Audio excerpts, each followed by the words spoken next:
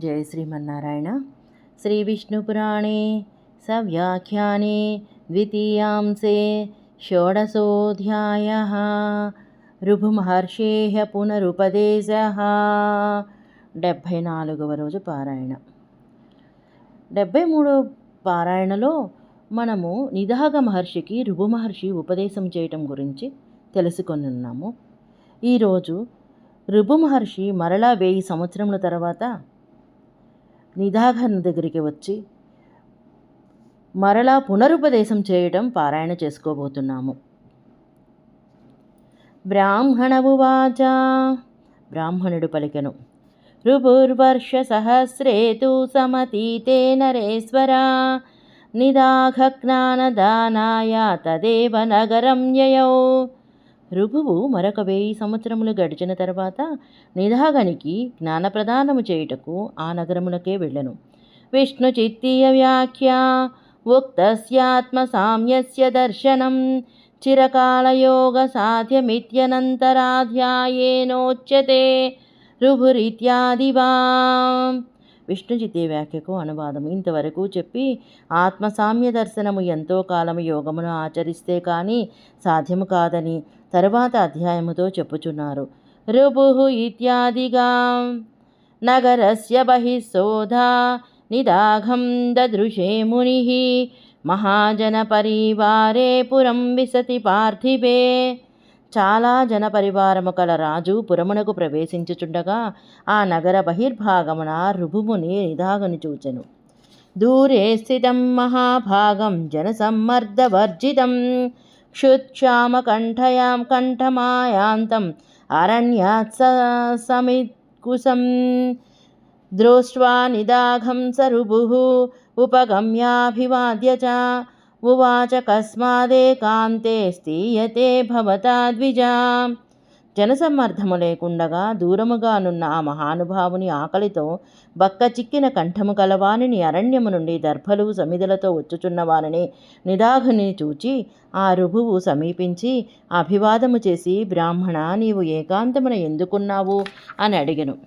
నిదాఘ ఉవాచ.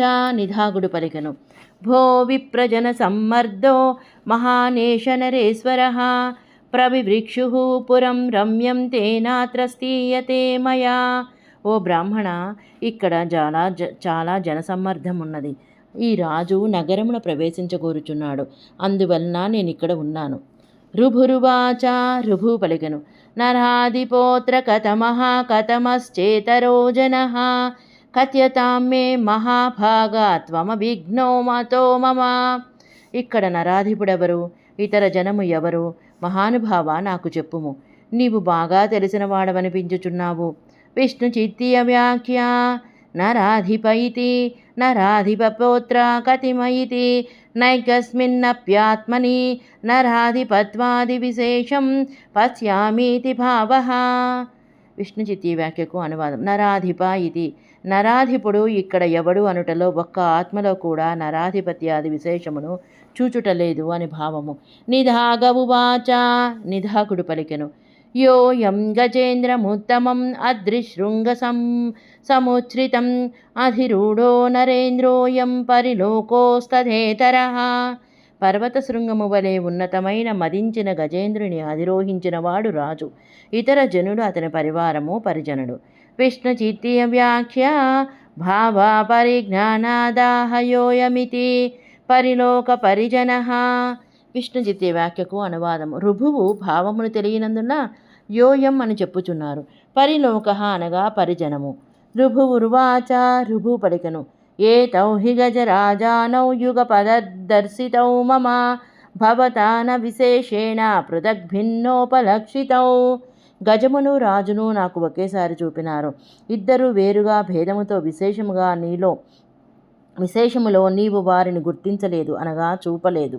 విష్ణు చిత్తీయ వ్యాఖ్య ఏతౌ హీతి అయమమ ఇతి హస్తముద్రయైతౌ దర్శితౌ న మయా గాజత్వేన రాజత్వేన చ ఏతావాత్మానౌ దృష్టౌ అహంతు నిర్వాణ జ్ఞానమయా వేతౌ పశ్యామీతి భావః. విష్ణు చిత్తి వ్యాఖ్యకు అనువాదం. ఏ తౌహి అని ఇతను అతను అని హస్తముద్రతో వారిని చూపుచున్నారు. కానీ నేను మాత్రము గజముగా రాజుగా ఈ ఆత్మలను చూడలేదు. నేను వారిని నిర్వాణ జ్ఞానమయులుగానే చూచుచున్నాను అని భావము. తత్కజ్జతాం మహాభాగా విశేషో భవతానయో జ్ఞానమిచ్చామ్యహం కోత్ర గజః కో వానరాధిపః. కావున మహానుభావ, నీవు వీరిలో విశేషమును చెప్పుము. ఏనుగెవరు, నరాధిపుడెవరు తెలియకోరుచున్నాను. నిధాగవువాచ, నిధాగుడు పలికెను. గజో యో యమధో బ్రహ్మన్ ఉపర్యస్త్యేష భూపతి వాహ్యవాహక సంబంధం కో న జానాతి వైద్విజ. బ్రాహ్మణ, క్రింద గజము ఉన్నది, పైన ఉన్నవాడు రాజు. ఇచ్చట ఉన్న వాహ్యవాహక సంబంధాన్ని ఎవరు తెలియరు.